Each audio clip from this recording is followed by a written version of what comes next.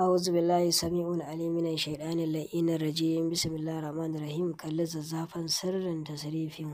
insha Allah domin samun tabbaci ko mutum a magana a WhatsApp sai mun bashi tabbaci tukunna sai mun baka tabbaci insha Allah ko ka zo inda muke ko ka tura kuɗin turare ko kuma insha Allah ka zo inda muke ɗin duk ɗaya ne a wajen mu ko kuma ka yi da kanka mu baka yadda abubuwan suke da izinin Allah ina kowane mu fata alkhairi Allahumma salli ala sayyidina Muhammad al-Fatih lima ughliqa wal katibi lima sabaqa nasir al-haqq bil haqq wal hadi ila siratal mustaqim wa ala alihi haqqa qadrihi wa miqdarihi al-azim al-umur sai na faɗin duniya kamar Togo, Nigeria, Liberia, Libya, Saudi Arabia, Tanzania, Burkina Faso, Mali, South Africa, Cotonou, Abu Dhabi da sauran ƙasashe ina kowanne mu fatan alkhairi insha Allah. Wannan wani bawan Allah ne wanda ake kiran shi da Shazali wanda yake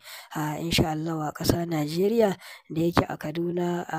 nan kawo ya ce mu a kawo yake da izinin Allah insha Allah ya ba mu kuɗin turarensa muka gabatar masa sannan muka aika masa shi zuwa ɗakin baccinsa inda ya ba mu hoto da bidiyo ya turo mana insha Allah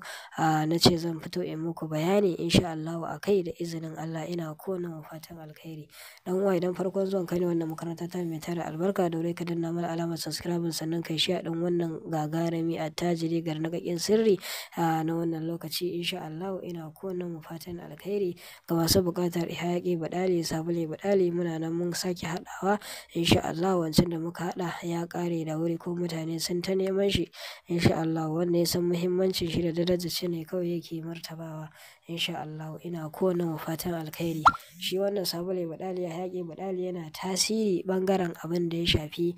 kasuwanci abin da ya shafi sihiri da sauransu insha Allah duka dai insha Allah ko maganin mayu maganin iska duka dai insha Allah da izinin Allah ko harkokinka sun toshe kana so su buɗe bisalam.